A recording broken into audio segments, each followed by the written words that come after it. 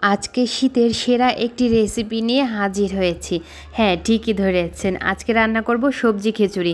শীতের সিজনে যেহেতু সব রকমের সবজি বাজারে পাওয়া যায়, তাই সব রকমের সবজি দিয়ে সবজির কালারটা ঠিক রেখে পারফেক্টভাবে আজকে সবজি খিচুড়ি করে দেখাবো। আর এভাবে খিচুড়ি রান্না করলে কিন্তু সবাই খুব মজা করে খাবে। তো আমি এখানে ডালটা ভিজিয়ে রেখেছিলাম, 2 ধরনের ডাল নিয়েছি, মসুরি ডাল আর বুটের ডাল। ডালটা 2 থেকে 3 ঘন্টার মতো ভিজিয়ে রেখেছি। তারপরে এখানে দিয়ে দিলাম সেদ্ধ চাল। তোমরা চাইলে কিন্তু অন্য চালও ব্যবহার করতে পারো, যেমন পোলাওয়ের চাল। তো আমার কাছে এই 2 ধরনের চাল মিক্সড করে রান্না করলে কিন্তু বেশি ভালো লাগে। তো আমি 2 ধরনের চাল ভালো করে ধুয়ে পরিষ্কার করে নিয়েছি সব কিছু। এখন আমি মশলা দিয়ে দেব। এখানে পেঁয়াজ বাটা, আদা রসুন বাটা, হলুদের গুঁড়া, স্বাদ মতো লবণ, জিরা মশলা গুঁড়ো, তারপরে দিয়ে দিলাম কাঁচামরিচ, পেঁয়াজ কুচি, গরম মশলা গুঁড়ো তো দিয়েছি আমি, এখানে তেজপাতা দিয়েছি। সব কিছু একসাথে ভালো করে মিশিয়ে নেব। শুকনা মরিচ ব্যবহার করলে এখানে কালারটা নষ্ট হয়ে যাবে, তাই আমি এখানে কাঁচা মরিচটা ব্যবহার করেছি। তোমরা চাইলে কিন্তু করতে পারো। এখন একটা খুন্তির সাহায্যে ভালো করে এগুলোকে মিশিয়ে নিয়েছি। তারপরে রাইস কুকারে দিয়েছি। আমি আজকে রাইস কুকারে রান্না করব।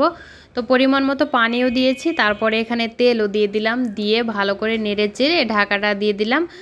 ভাতটা রান্না হতে লাগুক, এর ভিতরে আমি সবজিগুলো দেখাচ্ছি। সবজিগুলো এখানে ফুলকপি, মিষ্টি কুমড়া, সিম, তারপরে বেগুন, গাজর, আলু, টমেটো সব কিছুই কেটে নিয়েছি। এখন ধুয়ে পরিষ্কার করে নেব।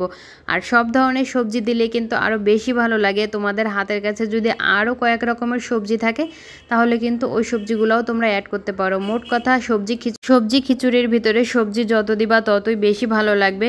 তবে খুব বেশি সবজি দিলে কিন্তু বেশি ভালো লাগবে না, একটা লিমিট তো অবশ্যই আছে। দেখো সবজিগুলো সুন্দর করে ধুয়ে পরিষ্কার করে নিয়েছি।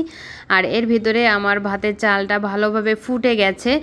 এখানে এখন আমি সবজিগুলো দিয়ে দেব। ঠিক এরকম এই লাস্ট পর্যায়ে সবজিগুলো দিলে সবজিগুলো সুন্দর মতো সেদ্ধও হবে, আর সবজির কালারগুলোও কিন্তু নষ্ট হবে না। অনেকেই কিন্তু প্রথমের দিকেই সবজিগুলো দিয়ে দেয়, সেক্ষেত্রে রান্না করতে করতে সবজির কালারটা একেবারেই নষ্ট হয়ে যায়, দেখতে খুব একটা ভালো লাগে না। তো এই পর্যায়ে আমি সবজিগুলো দিয়ে নাড়াচাড়া করে দিয়ে আবার ঢাকাটা দেবো। আর তোমরা লাস্টে দেখতেই পারবা যে সবজির কালার কত সুন্দর আছে। ঢাকা দিয়ে তারপর আমি আর একটা কড়াই নিয়েছি, এখানে তেল দিয়ে দিলাম। সরিষার তেল ইউজ করতে হবে অবশ্যই, তাহলে কিন্তু ঘ্রাণটা অনেক সুন্দর আসবে।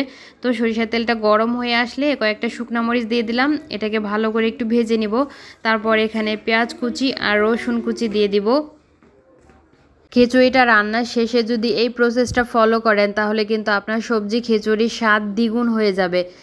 কয়েকটা আস্ত জিরাও দিয়ে দিব, এখানে সুন্দর একটা ফ্লেভার আসবে। আপনারা যদি কেউ পাঁচফোড়ন পছন্দ করেন তাহলে দিতে পারেন, তো আমি আজকে দিলাম না। তো সব কিছু ভালো করে ভেজে নিয়েছি। তারপরে এই সবজিগুলো আমি হাঁড়ির ভিতরে ঢেলে দিচ্ছি। আর দেখতেই পাচ্ছেন সবজির কালারটা কিন্তু একদমই নষ্ট হয়নি। মিষ্টি কুমড়া, গাজর, সিম কত সুন্দর লাগছে কালারটা দেখতে। তো এখন নাড়াচাড়া করে দিব। নাড়াচাড়া করে দিয়ে এখানে কিছু টমেটো দিয়ে দেবো। টমেটোগুলো দিয়ে আবার একটু নাড়াচাড়া করে দিয়ে এটাকে ঢেকে রাখবো আমি 5 মিনিটের জন্য। 5 মিনিট পরে ঢাকনাটা উঠিয়ে এখানে গরম মশলা গুঁড়ো দিলাম 1 চা চামচ, আর এখানে ঘি দিয়ে দেব আমি 2 চা চামচের মতো। এই ঘিটা যদি লাস্টে দেওয়া হয় তাহলে কিন্তু খিচুড়ি থেকে অনেক সুন্দর একটা ফ্লেভার আসে, একটু শাহি শাহি ভাব আসে আর কি।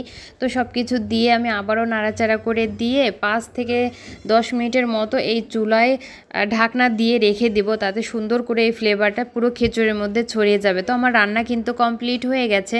আমি খিচুড়িটা প্লেটে বেড়ে নিয়েছি। আর এই খিচুড়িটা কিন্তু এমনিই খেতে ভালো লাগে। সাথে মুরগির মাংস আর বেগুন ভাজা নিয়েছি, টমেটো সালাদ। শীতের সিজনে একবার হলেও এভাবে সবজি খিচুড়ি করে দেখবেন, অনেক ভালো লাগবে। সবাই ভালো থাকবেন, আমাদের জন্য দোয়া রাখবেন।